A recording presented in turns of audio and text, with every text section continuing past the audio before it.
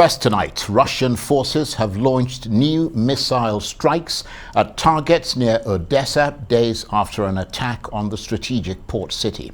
Nearby Mykolaiv, another grain exporting hub, was also hit. The strikes come as Ukraine steps up preparations to resume shipping grain around the world under a deal brokered by the United Nations and Turkey with Russia, which has blockaded Ukraine's Black Sea ports.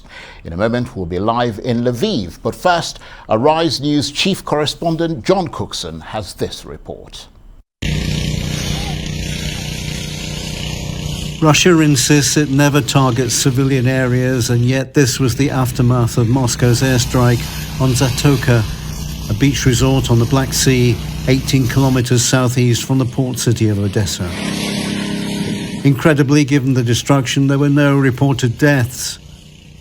Kiev insists there were no military bases there, no weapons storage facilities, just private homes and offices.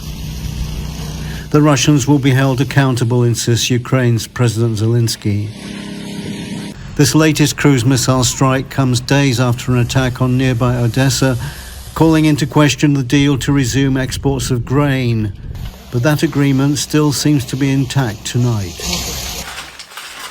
Further north, on Ukraine's eastern flank, near the second city of Kharkiv, another blitz by Russian rockets left at least 2 dead, and a search goes on for more casualties buried under the rubble.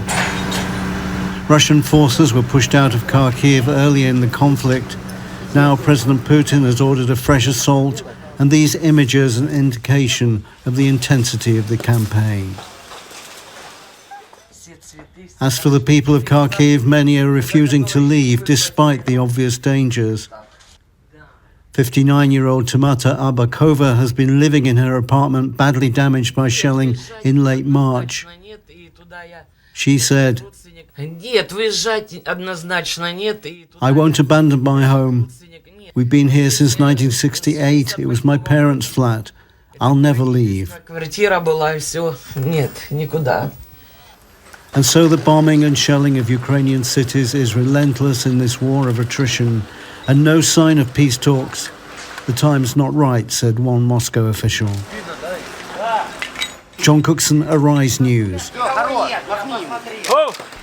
Well, for the very latest, we can cross live to Lviv in western Ukraine and speak to AP correspondent Sam Mednick. Good to see you, Sam. So Russian forces launching new massive rocket and missile attacks at targets in Odessa and Mykolaiv. And these are, of course, 2 grain exporting hubs in Ukraine. Tell us more. Right, so this is the second hit of attacks within 4 days from Russia on the Black Sea regions of Ukraine. Russia said on Saturday that it ordered that strike, but it only hit military objects, that it said that it hit a warehouse with missiles inside of it, as well as a warship. However, Ukraine has refuted that and is saying that Russia is only spouting propaganda and that no military targets were hit. I mean, these attacks come amid a barrage of attacks across the country, not just in the port areas.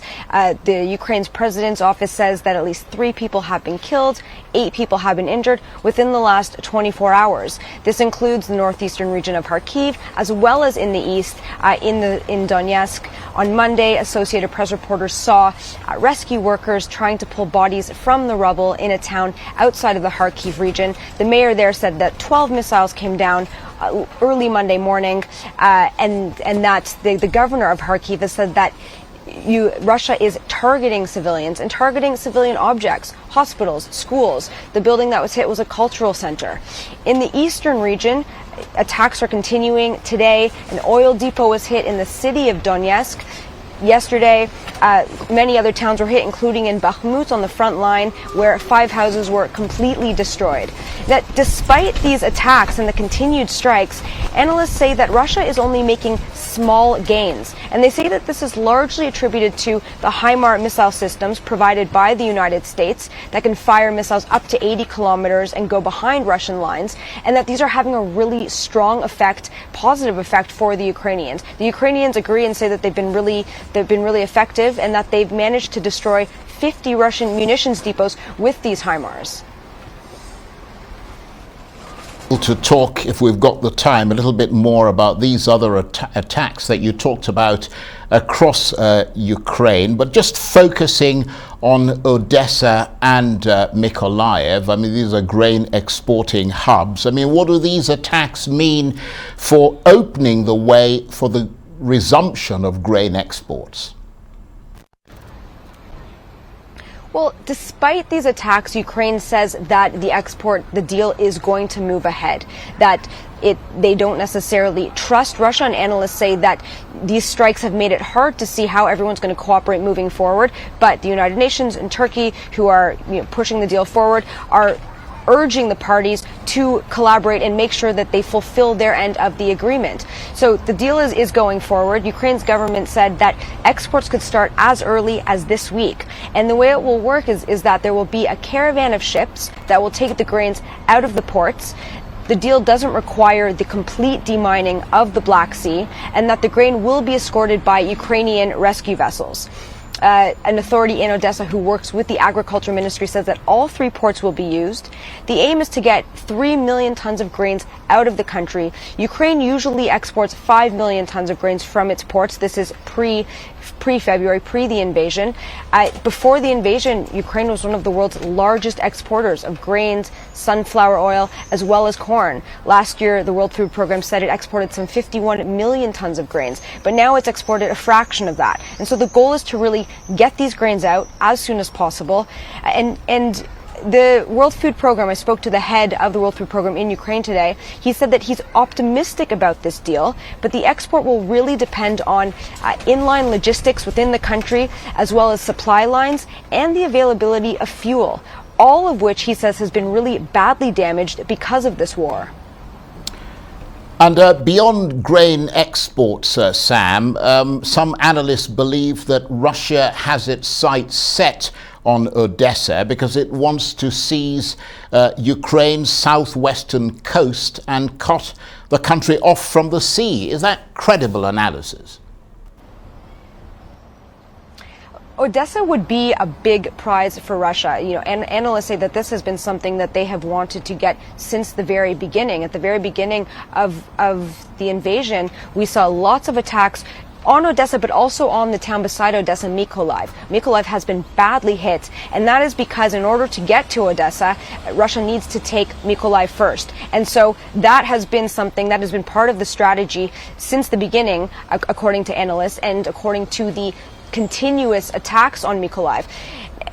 From military I speak to and people on the ground in Odessa, they say that it is unlikely that it is imminent that they would take Odessa, and that it would be very hard. Odessa is one of Ukraine's largest cities. But if they do take Odessa, then it will give them control of that port, and it would be a very, creating this land corridor. It would be a very big win if they were able to take that.